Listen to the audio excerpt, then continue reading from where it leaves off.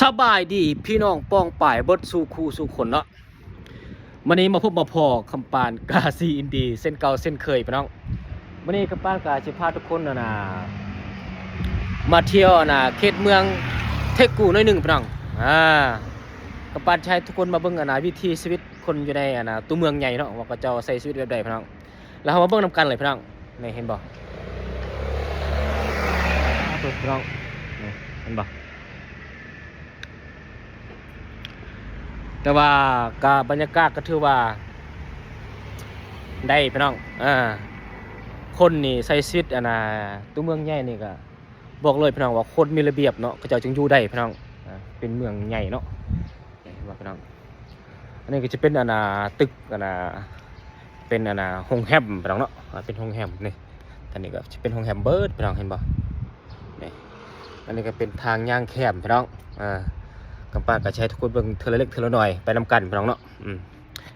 คนอยู่ในตัวเมืองใหญ่เนี่ยก็จะใส่ชีวิตพี่น้องบอกเลยว่าคนมีระเบียบพี่น้องเนาะถ้าว่าเฮาบ่มีความสามัคคีนี่มันสิอยู่นำกันยากพี่น้องมันแออัดเด้เนาะอยู่ในตัวเมืองใหญ่พี่น้องอันนี้ก็ถือว่าเป็นกำแพงพี่น้องโอ้ก็จะเฮ็ดเอาหินมากอคือเก่าพี่น้องงามเนาะเชียวมื้อนี้ก็มาชมกันนิดนึงพี่น้องเนาะนี่ตัวเมืองใหญ่พี่น้องเนาะส่วนแรกก็จะมีตึกสูงๆสิพี่น้องนี่เห็นบ่นี่โอ้อันนี้ลอยกับซองสันพี่น้องลอยกับซองสันส่วนแรกตึก200-300พอแหละ100ป้าย200พี่น้องคนเกาหลีนี่โคตรน่าฮักเลยพี่น้องนี่ลอยกับซองสันพี่น้องแต่ว่าอยู่ห้องใต้ดินหันครึ่งนึงพี่น้องอยู่ทางเทิงหันครึ่งนึงพี่น้องมาเบิ่งวิถีชีวิตเนาะตัวเมืองใหญ่นี่บอกเลยพี่น้องเส้นทางย่างขึ้นไปขึ้นลงพี่น้อง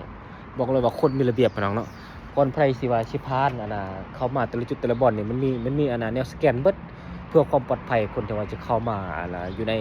ตัวเมืองใหญ่เนาะยันมีปัญหาถ้าว่าสมมุติว่าตึกนึงนี่มีปัญหาใช่เนาะสมมุติว่า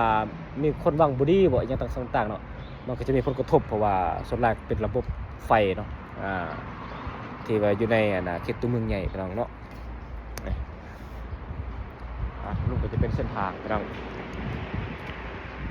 เอาลุยน้ำกันพี่น้องชมบรรยากาศไปพร้อมๆกันพี่น้อง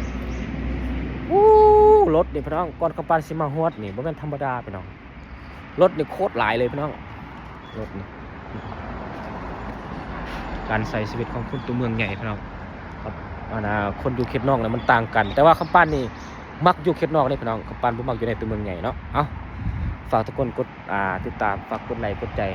เป็นกำลังใจให้กับปานกาซีอินดีเนาะมื้อนี้กับปาทัวร์เมืองทิกูก็จะมีหลายๆคลิปเอาลงพี่น้องเด้อติดตามเบิ่งเด้อพี่น้องเด้อ